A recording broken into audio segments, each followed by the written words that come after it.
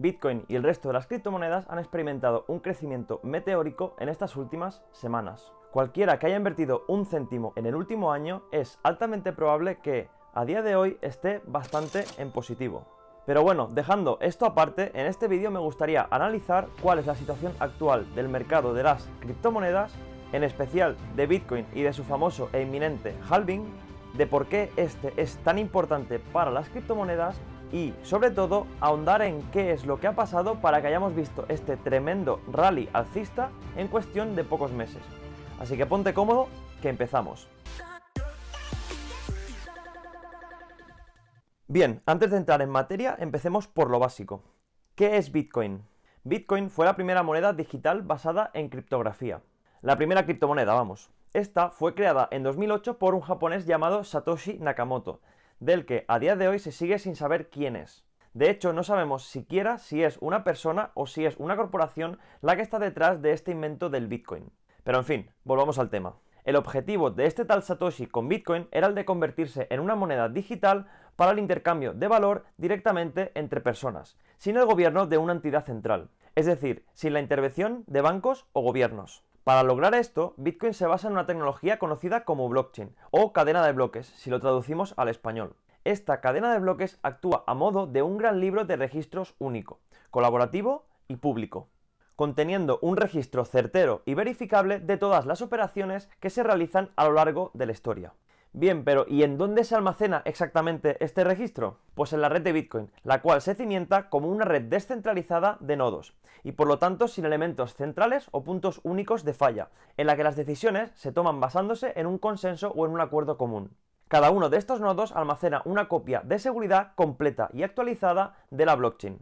Por lo tanto, todos y cada uno de los nodos alrededor del mundo tiene anotada exactamente la misma información. Bien, pero ¿y por qué esto es importante? Pues porque si alguien consiguiese hackear uno de los nodos para introducir transacciones falsas, no pasaría absolutamente nada, ya que todos los otros nodos detectarían la transacción como falsa y no la verificarían. Por tanto, no acabaría entrando en la blockchain. Y esta, precisamente, es otra de las principales funciones de los nodos de Bitcoin: la validación de bloques de transacciones. Si yo, por ejemplo, envío una cantidad de Bitcoin a otra persona, esta transacción se anotará en un bloque de información, que contiene otras transacciones recientes. Cuando este bloque se llena, se procede a su validación, para, posteriormente, ser introducido en la cadena de bloques. Bien, pero ¿y cómo se valida exactamente? Pues digamos que cuando se completa un bloque de transacciones, los nodos de todo el mundo se ponen a intentar resolver un problema matemático muy complejo, para no entrar en más tecnicismos. Una vez que alguno de estos nodos haya logrado resolver este problema, enviará la respuesta al resto de nodos, para que comprueben que efectivamente es cierta. Una vez comprobado esto, todos anotarán ese nuevo bloque de transacciones validado en el registro blockchain que contienen cada uno de ellos. Y finalmente, al nodo que ha conseguido resolver el problema, la propia blockchain genera Bitcoin de nueva creación que es entregado a ese nodo a modo de recompensa. Y esto justamente me lleva a un punto muy importante, y es que cada 210.000 bloques añadidos en la blockchain se produce un evento llamado halving. Los nodos que sirven para validar bloques en la red de Bitcoin tienen que ser recompensados, ya que si no estuviesen ganando dinero, pues no tendría mucha lógica seguir sirviendo a esta red.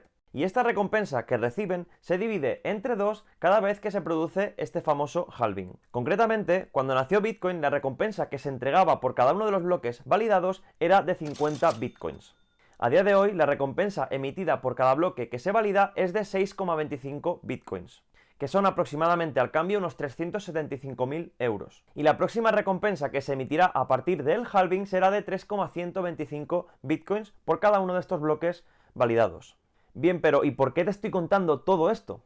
Pues muy sencillo, porque estamos a punto de que ocurra el próximo halving. Históricamente hemos visto cómo el halving marca un punto de partida para un mercado alcista en el sector de las criptomonedas.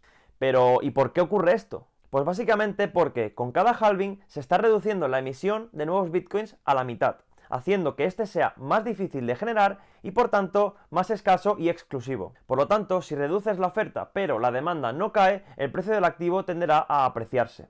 Pero bueno, lo verás mucho más claro con este símil con la minería de oro.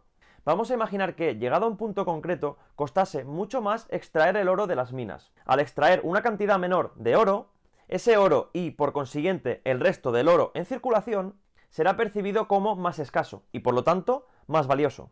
Además, y hablando precisamente del oro, ambos activos comparten una característica que los hace especialmente preciados y que, por ejemplo, no tiene el dinero fiat, veas el dólar, el euro, la libra o la divisa que quieras. Y es que son activos finitos. En el caso del oro, esto seguramente ya lo sabías, así que volvamos a Bitcoin. Como iba diciendo, Bitcoin también tiene un suministro ilimitado.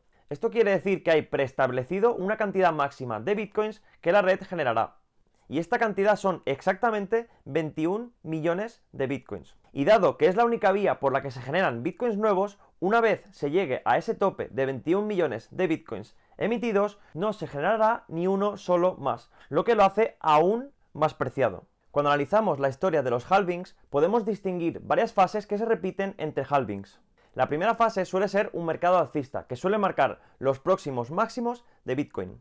Justo después le sigue un mercado bajista. En la imagen podríamos interpretar que quizás la corrección de los mercados bajistas de los primeros halvings no era muy grande, pero he de indicar que esto es porque el gráfico está en escala logarítmica, pero la caída fue en el primer halving de más de un 93%. Como vemos, después del mercado bajista entraríamos en una fase de acumulación, que podríamos identificar como una tendencia suave al alza hasta que se acelera el mercado en otro nuevo mercado alcista, que suele coincidir justo después del halving, en este caso el que se produjo el 28 de noviembre de 2012. De nuevo, después de la fase alcista, volvemos a un mercado correctivo o mercado bajista, que da paso nuevamente a una acumulación para un posterior movimiento explosivo al alza, después otra vez del halving, que en este caso fue el 9 de julio de 2016. Y de nuevo se repite el mismo patrón. Después de esta fase impulsiva llega un mercado a la baja, una fase de acumulación y de nuevo una nueva explosión al alza que marca un mercado tremendamente alcista que vuelve a marcar máximos históricos. Justo después de dichos máximos se produce nuevamente la fase correctiva ya habitual y luego lo que denominamos la fase de acumulación, que es un proceso ligeramente alcista pero con menor pendiente que la experimentada después de los anteriores halvings. Y en estos momentos estamos justamente acabando esta fase, pues el halving se prevé que se dé más o menos entre abril y mayo de este mismo 2024. Por cierto, tanto la imagen como el análisis de fases fueron realizadas por Pablo Gil, un analista y economista impresionante, por lo que os dejaré su canal en la descripción por si os queréis pasar, ya que hace análisis de mercado muy buenos en mi opinión. Y Pablo, si algún día te llega este vídeo, un saludo. Bien, ahora que ya conoces cómo funciona Bitcoin y que hemos analizado el histórico de los halvings anteriores, vamos al momento actual de mercado. El 21 de noviembre de 2022, Bitcoin alcanzó los $15.000, el mínimo de este mercado bajista. Desde entonces, y en unos 500 días aproximadamente, Bitcoin ha crecido más de, ojo, un 350% desde este mínimo, alcanzando un nuevo máximo histórico de $73.750 el pasado 14 de marzo. Y no solamente Bitcoin ha sido la única en subir, sino que el resto de altcoins lideradas por Ethereum también han acompañado la subida con rendimientos bastante cuantiosos. Pero esta subida tan pronunciada, especialmente en los últimos meses, no estaba prevista hasta después del halving, momento en el que históricamente, y como acabamos de ver, termina la fase de acumulación y empieza la fase alcista con crecimientos pronunciados. ¿Puede haber alguna razón detrás de esta reciente e inesperada subida? Pues parece ser que sí, que razones hay, y de hecho, varias. Los rumores sobre el interés institucional y la posible aprobación de los ETFs de spot de Bitcoin podrían ser los principales motivos. Bien, vayamos por partes con esto. Uno de los indicadores que más se utiliza para ver el interés real de Bitcoin en Internet es las búsquedas en Google Trends.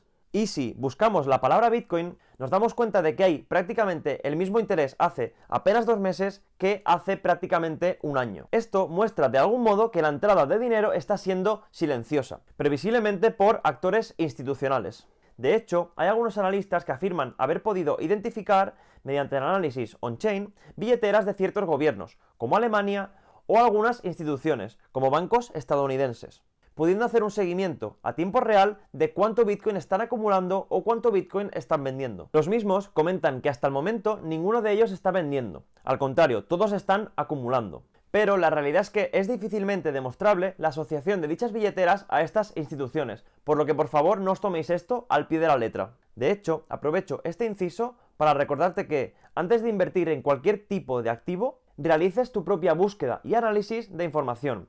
e invierte, por favor, el dinero que no necesites, pues toda inversión conlleva un riesgo, y especialmente las criptomonedas. En fin, sigamos. Y en cuanto a los rumores del ETF Spot de Bitcoin, el pasado 10 de enero de 2024, la SEC aprobó finalmente los 11 primeros ETF Spot de Bitcoin. Esto hizo obviamente crecer instantáneamente el interés por el Bitcoin y las criptomonedas. Pero, como estás viendo, el crecimiento no se produce hasta finales de enero, principios de febrero. Pues muy simple, si observamos la noticia y, a pesar de que la SEC hiciese el anuncio oficialmente el 10 de enero, no fue hasta el 31 de enero que esta aprobación entraba en vigor. Es decir, que hasta ese día dichos ETFs no podían operar. A partir de ahí es cuando sí hemos visto la tremenda subida desde los $40.000 a más de 70.000 en cuestión de poco más de un mes. Tremendo.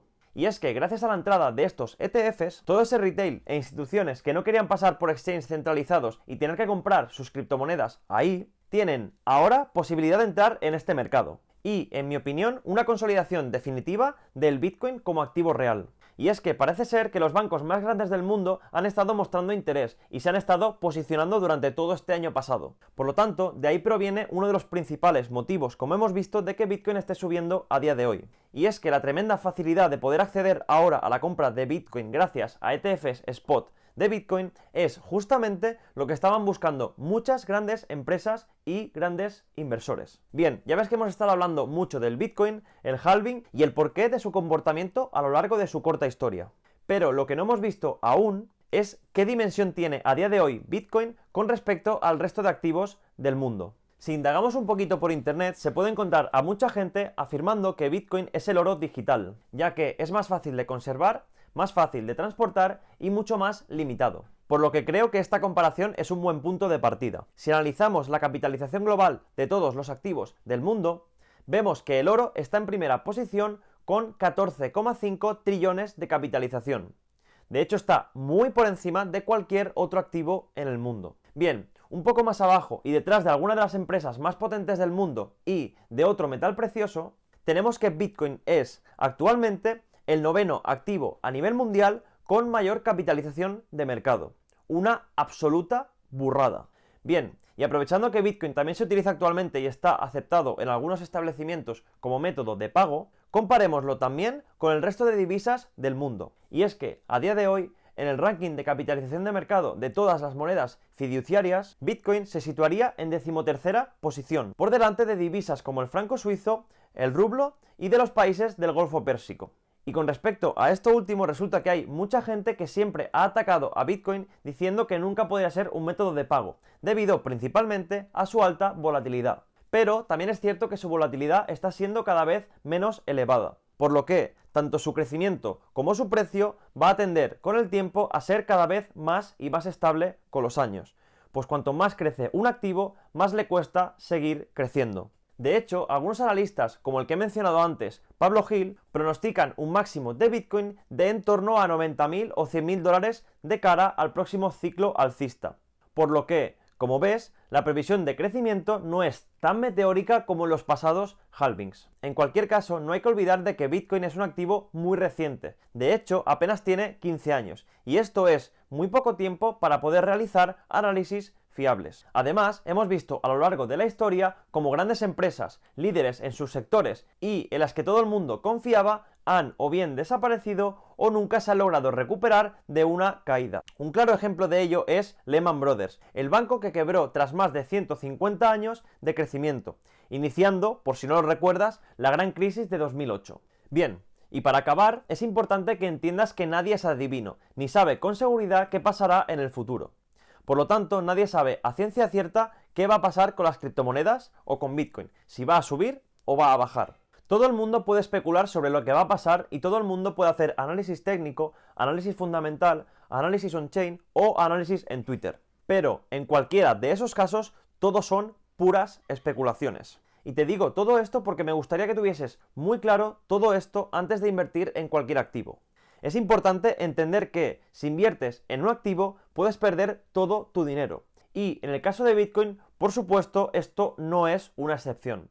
Y hasta aquí el vídeo de hoy. Si te ha gustado el vídeo, por favor, déjame tu like para seguir apoyando a este canal. Y si no estás suscrito, ¿a qué esperas? Nos vemos pronto. ¡Chao!